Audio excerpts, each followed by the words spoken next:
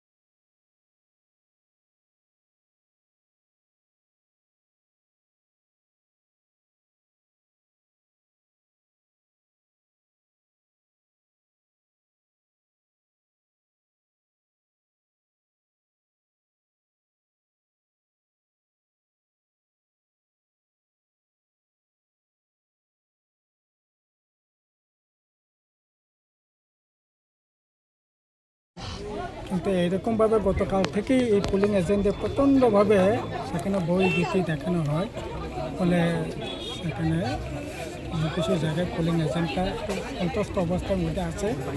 যাই হোক, ওভারঅল মানুষ ভোট দিচ্ছে। এটা তো ভোট তো হতেই পারে, সাধারণ নিয়মে ভোট হবে, হার জিত হবে। কাজেই সেখানে এরকমভাবে জোর জবরদস্তি করবে শুরু থেকেই।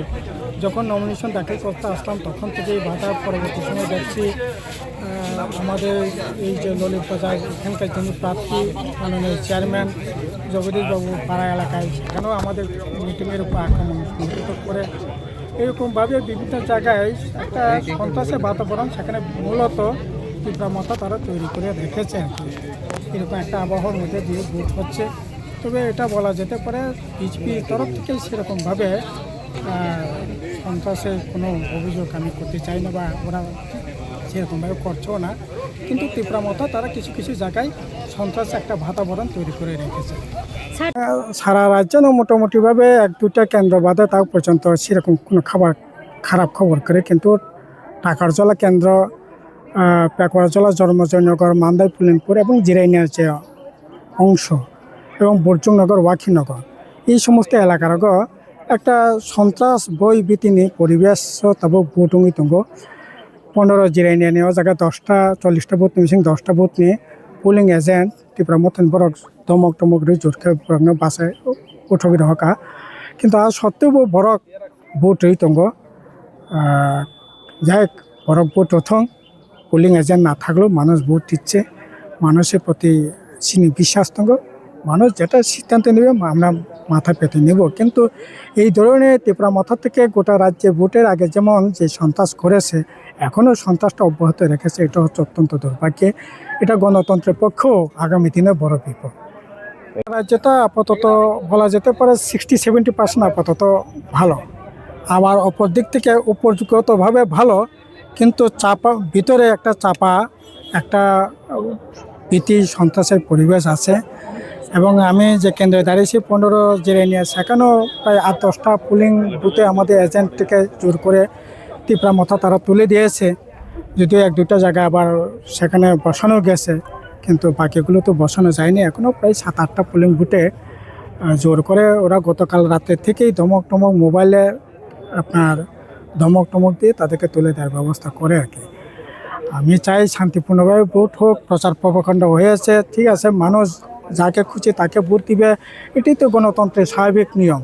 ঠিক আছে, আমরা প্রার্থী নমিনেশন দিতে এসেও বাধার মুখে পড়লাম, পরবর্তী সময়ে জগদীশ দেববর্মা তার পাড়া এলাকায় মিটিং করতে গিয়ে বাধার মুখে পড়লাম, সেই ঠিক আছে, কিন্তু এখন তো বাধা বিপত্তি সব কাটিয়ে মানুষ ভোট দিতে এসছে, সেখানেও যদি পোলিং এজেন্টটাকে জোর করে তুলে দিতে হয়, এটা তো গণতন্ত্রের প্রতি বিন্দু শ্রদ্ধা মাত্র শ্রদ্ধা থাকলে এটা করা যায় না, এটা হওয়া উচিত না। আমি চাইব ঠিক আছে পোলিং এজেন্টে তুলে দিলে দেখ, কিন্তু সাধারণ মানুষ শান্তিপূর্ণভাবে ভোট দেখ। সকল ভোটার কাছে আবেদন করব, আপনারা যাকে খুশি তাকে ভোট দিন এবং শান্তিপূর্ণভাবে ভোট দিন। আপনাদের গণতান্ত্রিক যে পবিত্র অধিকার এটা প্রয়োগ করুন।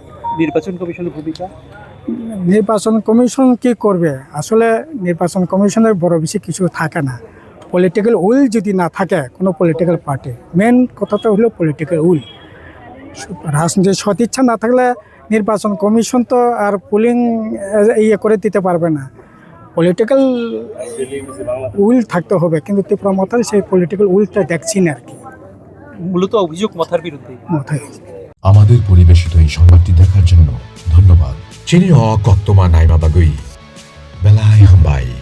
ये न्यूज़ कंटेंट देखने के लिए शुक्रिया। अगर आपका कोई सुझाव है तो हमें कमेंट कीजिए, सब्सक्राइब कीजिए AGT Live 24/7। Thanks for watching AGT Live 24/7.